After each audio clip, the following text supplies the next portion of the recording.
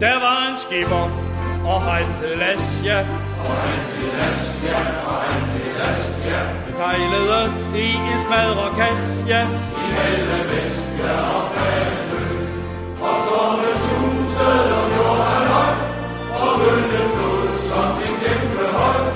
Og det var sandelig slet ingen skøj, i alle Vestbjerg og Fanø.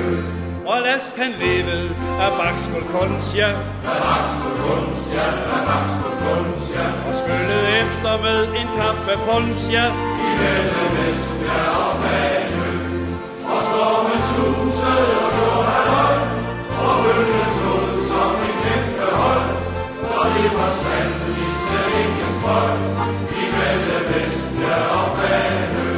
Og så en dag Las, han stod fra land, ja. Han stod fra land, ja. Han havde glemt at få proviant med. I alle Vestbjerg og Fanø. Og stormen susede og gjorde han høj, og møllen stod som en kæmpe høj. Så det var sandelig slet ingen skøj,